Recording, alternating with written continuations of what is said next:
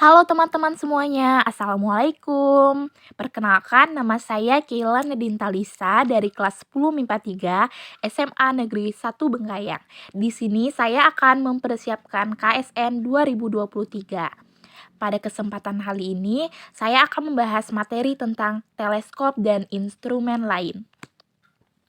Baik, teman-teman sekalian tahu tidak apa itu teleskop dan instrumen lain? Perkembangan dalam astronomi itu sangat didorong oleh eksplorasi terhadap berbagai rentang panjang gelombang elektromagnetik. Penemuan pertama sinyal ekstraterrestrial di luar cahaya tampak adalah pengamatan terhadap sinar kosmik oleh Victor Hess pada tahun 1912 yang hingga kini masih dicari asal muasalnya. Pada tahun 1935, Carl Jansky menemukan sebuah sinyal radio ekstraterestrial dan bisa mengasosiasikannya dengan pusat dan bidang galaksi Bima Sakti. Usai Perang Dunia Kedua, pita panjang gelombang radio dipelajari secara sistematik. Kemudian, sejak tahun 70-an, sinar X dan sinar gamma dalam astronomi beserta inframerah dieksplor menggunakan satelit. Baru-baru ini, teleskop Cherenkov mendeteksi foton dengan energi yang lebih besar dari 100 GeV. Di sini ada teleskop optik. Apa sih itu teleskop optik? Teleskop optik dapat dibagi menjadi dua kelas utama.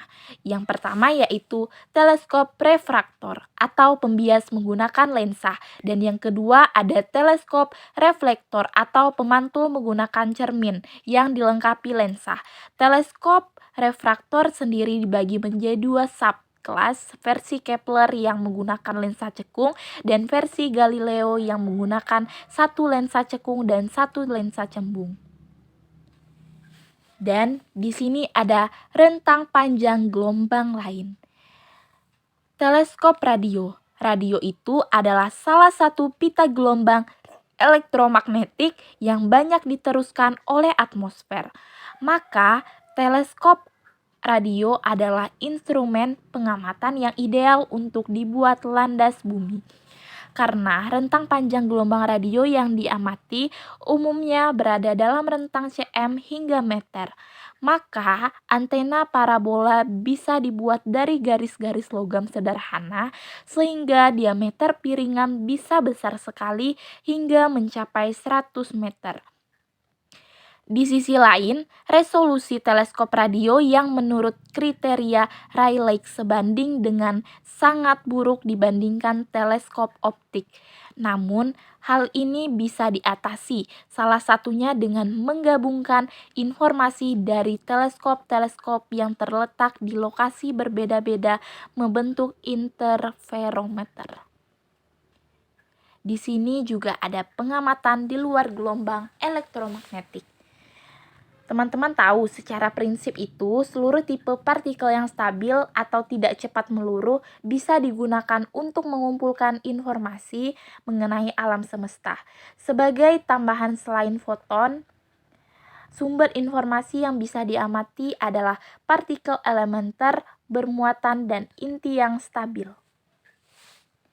Baik, di sini saya akan membahas contoh soal. Soal ini saya ambil dari pelatihan online 2024 Astronomi paket 4.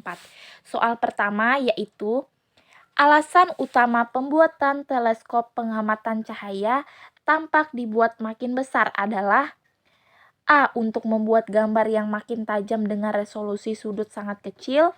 B. Untuk mengumpulkan cahaya lebih banyak. C. Untuk mendapatkan gambar yang makin detail. D. Untuk mengamati warna bintang dengan akurat. E. Untuk memperoleh resolusi spektrum yang tinggi. Jawabannya yaitu teleskop dibuat besar umumnya untuk mengamati objek yang redup. Meskipun memang semakin besar teleskop, resolusi semakin baik. Namun, pada kasus kedua, resolusi sudut tetap terbatas. Peningkatan resolusi dilakukan dengan membangun interferometer. Jadi, jawabannya yaitu B, untuk mengumpulkan cahaya lebih banyak. Soal yang kedua yaitu Sama, saya ambil dari pelatihan online 2019 Astronomi Paket 4, yaitu soalnya latar belakang utama teleskop radio dibuat kian besar dengan menyebarnya di seluruh penjuru benua adalah A. Untuk membuat gambar yang makin tajam dengan resolusi sudut sangat kecil. B. Untuk mengumpulkan cahaya lebih banyak. C. Untuk mendapatkan gambar yang makin detail. D. Untuk mengamati warna bintang dengan akurat. E. Untuk memperoleh resolusi spektrum yang tinggi. Jawabannya yaitu teleskop radio dibuat di berbagai benua agar bisa dibuat sistem interferometer yang sangat besar sehingga meningkatkan resolusi sudut. Jadi jawaban yang benar yaitu A. Untuk membuat gambar yang makin tajam dengan resolusi sudut yang sangat kecil.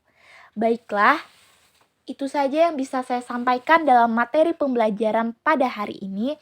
Saya ucapkan terima kasih. Mohon maaf apabila ada kesalahan kata dan kurang jelasnya saya menjelaskan. Wassalamualaikum warahmatullahi wabarakatuh.